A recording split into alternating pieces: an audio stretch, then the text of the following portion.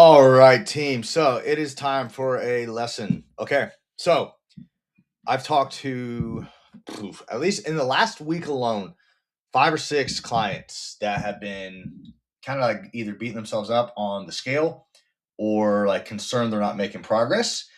And this is just in the last week, right? I've been coaching for I don't know how long now. I've helped hundreds and hundreds of people. And this is a very, very common thing that we need to fix and address. And I want to address this to everyone because have a good feeling it's probably going to apply to some people, even if you haven't reached out to a coach about it.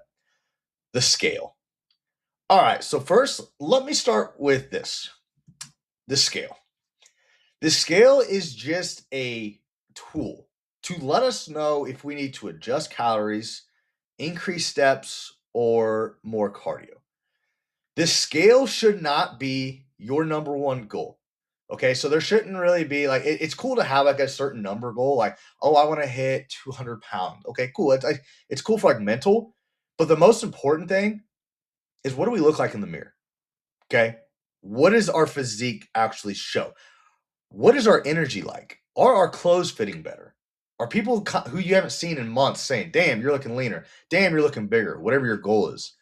Okay, I've had to address this, right? I don't want you guys to get fixated on the scale. Okay, it's a very important piece of data, right, to let us know if we're going in the right direction or not. And I'm about to go over and show you. But stop being so damn fixated on the scale, guys, especially the day to day weight fluctuations.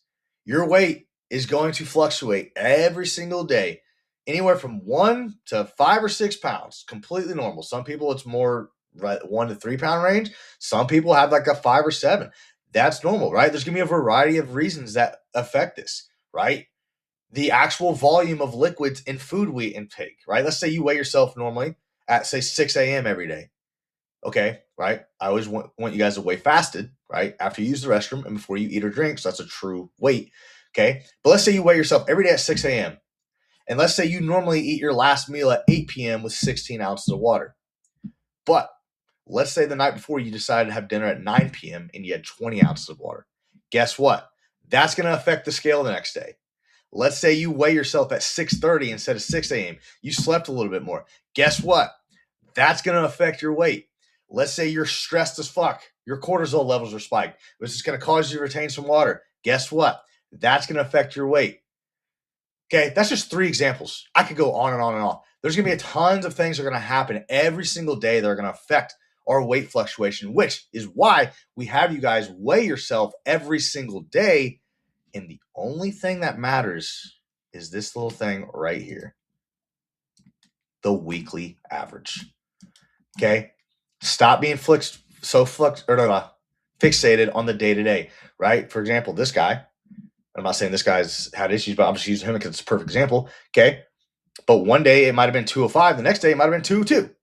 Okay, again, don't worry about the fixated. The only thing you should be looking at to determine if you're seeing progress or not, when I'm about to talk over plateaus too, is the weekly average. Okay, so let's get into it. So 1, weigh yourself every day. This make the variables the same, the base standard, right? Just like the progress photos. We want the same background, the same lighting, so we don't have a bunch of different variables. We can see the consistent or the changes week to week or month to month or whatever. Same thing with the weigh-in. Okay, try to weigh yourself at the same time every single morning to be as consistent as possible. Okay, now there's gonna be some days you can't. Okay, I'm not saying you have to be perfect like that, but the majority of the time, try to be as consistent as possible. Same thing with your meals. Try to have the same schedule, right? Set alarms you got to. That's gonna help a little bit. Don't stress it in the day. That's why we use the weekly average, because at the end of the day, it's like you're not gonna gain a pound of muscle and you're not gonna lose a pound of fat overnight. No, it works just like the scale and the weight. Your macros and calories work on a weekly average as well. The most important thing is your weekly calories, your weekly protein, your weekly carb, your weekly fat average. Same concept. Okay. I'm not going to get into that. That's a whole other subject, but it's the same concept. Okay. So weigh yourself every day. So we have 7 days the data have a true weekly average. If you only weigh yourself twice a week, you only weigh yourself 4 times a week, you're not giving us the whole picture. We're missing out on crucial data. So 1, make sure you weigh yourself every single morning, okay? Input that into Everfit. This is by far the most important data us coaches need to help you guys be successful, okay? Now, let's get into it. Let's look at this guy. Okay, we're going back to right around before Thanksgiving. Okay, so at this date, he was 210. Okay, again, looking at the weekly average. I'll put my pin. So if you look, right, he might have had some fluctuations, but we started at 210. But the next week, we were 209.8. So, hey, we only lost 0.3 pounds, but look at the date. This is right around Thanksgiving. So we probably enjoyed some Thanksgiving food, but we still lost a little bit of weight. Okay, and the fluctuation, right? After Thanksgiving, he might have been, say, shit, maybe he was 212, 215. I don't know. Like I said, I can look at it. I mean, I'm going to look at it on the other screen. I'm not going to tell you real quick. Again, I don't want to reveal this. So, no, he was pretty good. So, it looks like he was pretty mindful. But even then, let's say he was 215. But at the end of the day, if he was still averaging around 209, 210, his weekly average. So, he lost weight. He still enjoyed some good Thanksgiving. Boom. The next week, look at this. We went up, or we lost weight. We lost 2.6 pounds. Even though there's probably a bunch of different weight-to-weight fluctuations, the weekly average, we lost 2.6. The next week, look at this. Oh, he gained 1.4 pounds. Big fucking whoop. Look at this. Oh, the next week after that, he gained another 0.7 pounds. So he gained 2.1 pounds in 2 weeks. Okay, let's get into it, right? And look at the time frame. This is right around the holidays, Christmas. And then look, we plateaued a little. We didn't move. So 3 weeks, we gained weight where we plateaued. But he stuck to the course. He stuck to the plan. He stuck to the meal plan. He stuck to his diet. He stuck to his steps. And look what happened. We had a big fall off. We dropped 2.5 pounds in just a week on the week. 2.5 pounds on the weekly average. We're right back on track. And then look at this. The next week, okay? We plateau a little bit again. Big whoop. Again, I don't really consider anything a plateau. Like, I'm not going to make an adjustment on your cardio and steps until we plateau on the weekly average for at least 2 weeks, sometimes 3, as you can see, right? In this time period, where was it? Right? This is a 3-week time period. And then look, the weight just came off because sometimes that'll happen. You just stick to the course. There might be a week where you just drop 2, 3, or 4 pounds. Okay. The body works differently every day based off all the variables we have going on in life. Okay. Let's get back into it. So we went up and then look at this. Boom. We dropped 0.8 pound. We're right back on track. Again, we're looking for anywhere for 0.5 pound to 2 pounds. Normally, that range is what we're after. Okay. So we dropped 0.8 and then look, another week where, hey, we gained 0.1. Basically, we just maintained. Again, no big deal. He stuck to the course. And then look at this, another 2.4 pound drop. Oh, shit.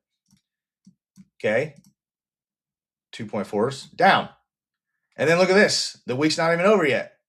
We're already down 1.1 pounds on the weekly average. So from there, look, we started at 210 and we're now at 202.8. And let me see this. Yeah. So at one point, he was at 201 this week. Okay. He was 201 on Monday. So February 2nd. But as of today, he's 204.8, but it doesn't matter. So he's 201 on Monday, and he's 204 today, but it doesn't matter. We're not using today's weight or Monday's weight. I don't care about that. The only thing us coaches are looking at, again, is the weekly average. So I want you guys to engrave in your brain, that is the only thing that matters, okay? So when you go into Everfit, you guys can see this yourself. If you click the U in the bottom right-hand corner and then go to like the weight and look, you can see your weekly average as well, okay? You can see all this.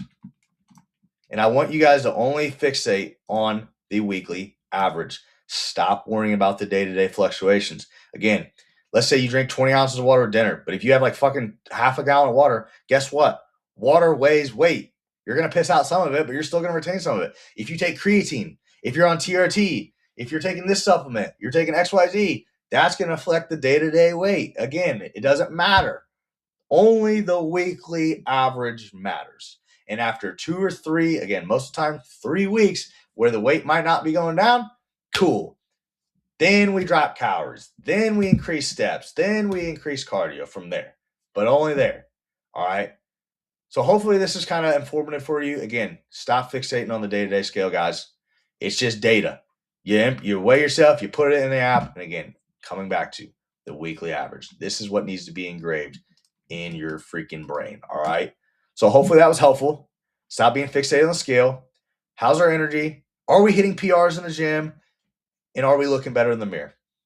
Is the waist measurements going down, right? Stuff like that. There's more than one ways to see results, all right? So hopefully that's helpful. Let me know if you have questions.